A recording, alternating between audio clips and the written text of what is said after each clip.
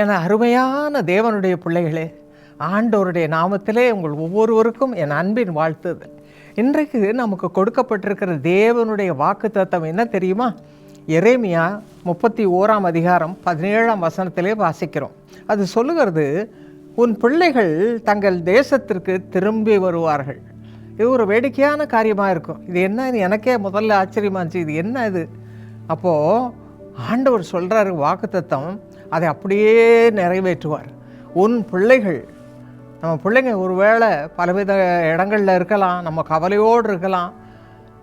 சமீபத்தில் ஷேரனை பற்றி நாங்கள் கவலைப்பட்டோம். என்னுடைய அன்பான பேத்தி அமெரிக்காவில் இருக்கிறா, ரொம்ப நாளாச்சு எங்களோட இருந்து என்று கொஞ்சம் கவலையாக இருந்தோம். இந்த வசனம் பாருங்கள், அதைத்தான் சொல்லுது, உன் பிள்ளைகள் தங்கள் தேசத்திற்கு திரும்பி வருவார்கள். அவள் வந்த பொழுது அநேக நற்கிரியைகளை அவரிடத்தில் கண்டோம். காரூணியாவில் போய் இன்ஜினியரிங் ஸ்டூடெண்ட்ஸ் மற்ற எல்லாருடைய ஆக்டிவிட்டீஸ் மத்தியிலே அவள் நன்றாக தேவனுடைய வார்த்தையை பேசி அவளோடு கலந்து ஆலோசனை கொடுத்து மிகவும் உதவியாக இருந்தது என்று சொன்னார்கள்.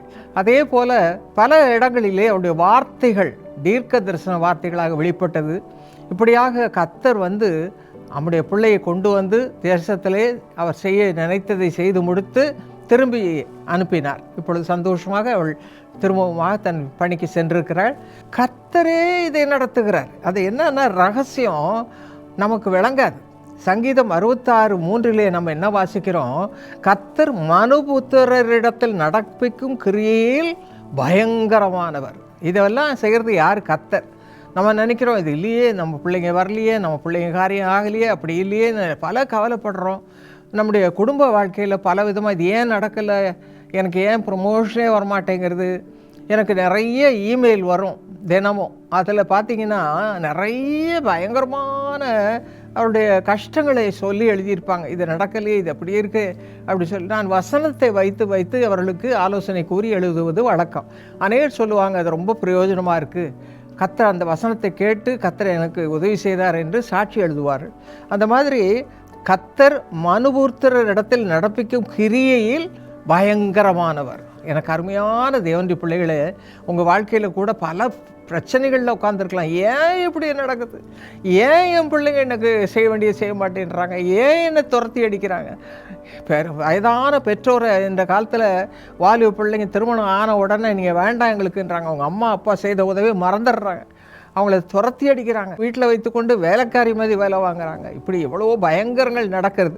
ஆனால் நம்ம கண்கள் எங்கே இருக்கணும் தெரியுமா?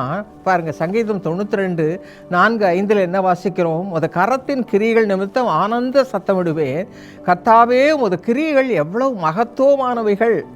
இன்னும் மார்க் 16:20 என்ன வாசிக்கிறோம்? கர்த்தர் அவருடனே கூட கிரியை நடப்பித்து. நல்லா கவனிங்க, வசனத்தை வாசிக்காததுனால தான் நமக்கு சோர்வு, கவலை, பாரம். இப்போ வசனத்தில் பாருங்கள் எப்படி சொல்லியிருக்கிறார் ஆண்டவர். கர்த்தர் அவருடனே கூட கிரியை நடப்பித்து அவர்களால் நடந்த அடையாளங்களினாலே வசனத்தை உறுதிப்படுத்தினார். அவர் சொல்கிற வசனம் அப்படியே நடக்கும். இந்த மாதிரி நடக்கும். பிலிப்பியர் 1:5 வாசிக்கிறோம், உங்களில் நற்கிரியை தொடங்கினவர் அதை இயேசு கிறிஸ்துவின் நாள் பரியந்தம் தேவன் முடிய நடத்துவார். இயேசு கிறிஸ்துவின் நாள் பரியந்தம் முடிய நடத்துவார். அப்போ தேவன் எல்லாவற்றையும் பொறுப்பெடுத்து அதை செய்வார். அதனால் நம்ம என்ன செய்யக்கூடாது தெரியுமா? ரோமர் 2:7 சோர்ந்து போகாமல் நற்கிரிகளை நாம் செய்து மகிமையும் கனத்தையும் அழியாமையும் தேடி நித்திரை ஜீவனை நாம் பெற்றுக்கொள்ள வேண்டும். இதுதான் நம்முடைய நேரம் முடிஞ்சு விட்டது. அதனால் இந்த சுருக்கமான காரியங்களை தியானித்து உங்கள் வாழ்க்கையில் ஆசீர்வாதம் பெறுங்க. அதற்காக நாம் ஜெபிப்போமா? எங்கள் அருமை தகப்பனே, உங்களுடைய பிள்ளைகளோடு கூட சேர்ந்து நானும் ஜெபிக்கிறேன்ப்பா. எத்தனையோ பேர் கவலையோடு, அழுகையோடு, கண்ணீரோடு முழங்கால் பண்ணி கொண்டு இருக்கலாம், அல்ல உட்கார்ந்து கொண்டு இருக்கலாம். ஐயோ, ஏன் எனக்கு மட்டும் இப்படி கஷ்டம்? ஏன் பிள்ளைகள் என்னை தேட மாட்டேன் என்கிறார்கள்? ஏன் என் பிள்ளைகள் என்னை வெறுக்கிறார்கள்? ஏன் என் பிள்ளைகள் என்னை தள்ளி விடுகிறார்கள்? ஏன் என் குடும்பத்தார் என்னை தன்னோடு சேர்க்க மாட்டேன் என்கிறார்கள்? இப்படி பல கவலையோடு இருக்கிற நம்முடைய பிள்ளைகளை கண்ணோக்கி பாரும் அப்பா. அவருடைய கண்ணீரையெல்லாம் மாற்றி ஆண்டவரே, கர்த்தர் எனக்காக யாவற்றையும் செய்து முடிப்பார் என்று சங்கீதம் 138:8 வாசிப்பது போல அவருடைய காரியங்கள் எல்லாம் பொறுப்பெடுத்துக் கொள்ளும். இப்பொழுது முதல் ஒவ்வொருடைய கண்ணீரையும் துடைத்து ஒவ்வொருவருக்கும் அற்புதம் செய்யும்ப்பா. அவர்களுக்கு நற்கிரியை செய்யும்ப்பா. அவருடைய காரியங்களை வாய்க்க செய்யும்ப்பா. எல்லாவற்றையும் நலமாய் மாற்றித்தாரும். இயேசுவின் நாமத்தில் ஜெபிக்கிறோம் நல்ல பிதாவே, ஆமென். பெதஸ்தா ஆசீர்வாத கூட்டம்.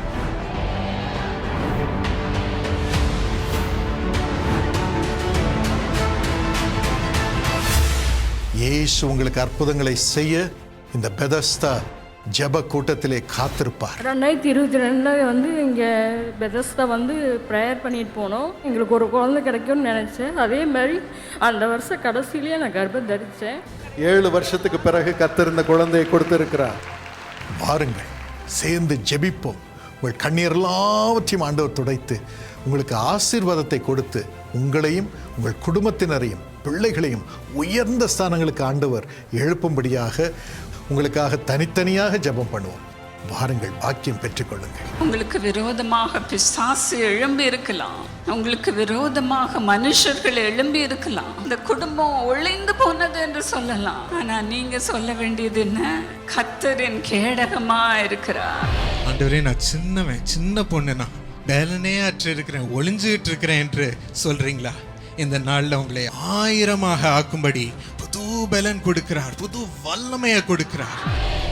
பெதஸ்தா ஆசீர்வாத கூட்டம் பிப்ரவரி 8ஆம் தேதி ஞாயிறு பிற்பகல் 2 மணிக்கு. இடம் டாக்டர் DGS தினகரன் மையம், காருண்யா நகர், கோயம்புத்தூர். கோயம்புத்தூரில் இருந்து பெதஸ்தா வந்து செல்ல காந்திபுரம் பேருந்து நிலையம் மற்றும் ரயில் நிலையத்திலிருந்து சிறப்பு பேருந்துகள் இயங்கும். வெளியூரில் இருந்து வருகிறவர்களுக்கு முன்பதிவின் அடிப்படையில் சனிக்கிழமை இரவிலிருந்தே தங்கும் வசதி வழங்கப்படும். தங்கும் வசதி குறித்து மேலும் விவரங்களுக்கு 9488465545 என்ற தொலைபேசி எண்ணை தொடர்பு கொள்ளுங்கள். மறந்துவிடாதீர்கள், இக்கூட்டத்திற்கு குடும்பமாய் கலந்து கொண்டு தெய்வ ஆசீர்வாதத்தை பெற்று செல்லுங்கள். என்னென்ன செய்ய வேண்டுமோ இயேசுவே வந்து அவைகளை உங்களுக்காக செய்து முடிப்பார்.